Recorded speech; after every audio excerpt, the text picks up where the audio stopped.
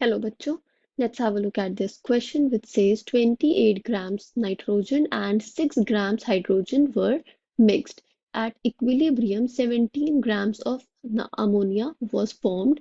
The mass of nitrogen and hydrogen at equilibrium are respectively, options are 11, 0, 1, 3, 14 and 3 or 11 and 3 grams.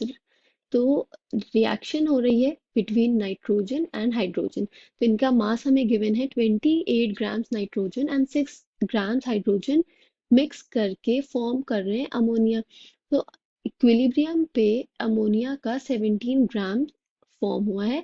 हमें nitrogen and hydrogen का mass find out करना है at equilibrium.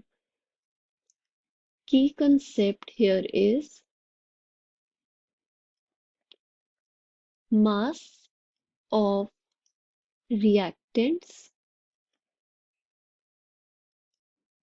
at equilibrium।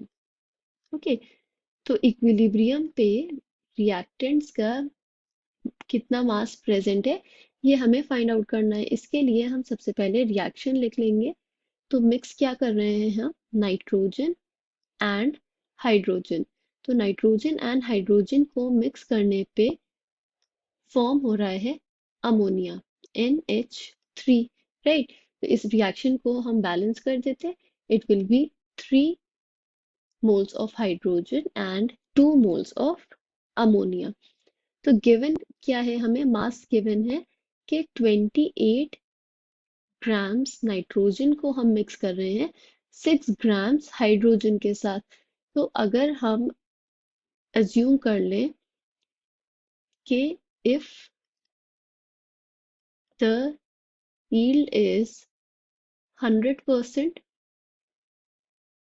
Okay, अगर हम ये assume कर लें कि 100% यील्ड मिल रही है हमें प्रोडक्ट की एंड रिएक्शन पूरी कंप्लीशन तक जा रही है, तो हमें कितना मास अमोनिया का मिलना चाहिए, 17 into 2 grams, right. Mass of ammonia is nitrogen is 14 plus 3 hydrogen is equal to 17 grams, right. But यहाँ पे कितने मोल्स प्रेजेंट है, 2 मोल्स ऑफ अमोनिया। तो इसका मास कितना होगा, 17 into 2 equals to 34 grams, right. तो अगर हमें ये 100% यील्ड मिल रही थी तो केस क्या होना चाहिए था, हमें 34 ग्राम्स अमोनिया मिलना चाहिए था। बट हमें ऑब्टेन कितना हो रहा है, 17 grams, okay. But 17 grams is obtained actually। तो 34 माइनस 17 कितना होगा, 17 ग्राम्स। दैट मीन्स के 50% यहाँ पे प्रोडक्ट फॉर्म हो रहा है, 50% yield is obtained। So we can say that 50% of reactants are consumed।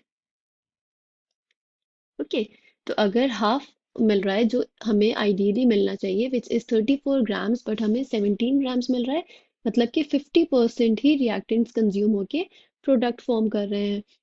तो mass of nitrogen, therefore mass of nitrogen at equilibrium will be equals to 28 by 2 equals to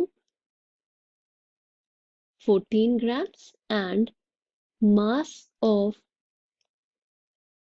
hydrogen will be 6 by 2 equals to 3 grams। So we can say that the mass of nitrogen and hydrogen of equilibrium are respectively option number C, 14 grams and 3 grams। I hope you understood it well. Thank you and best of luck.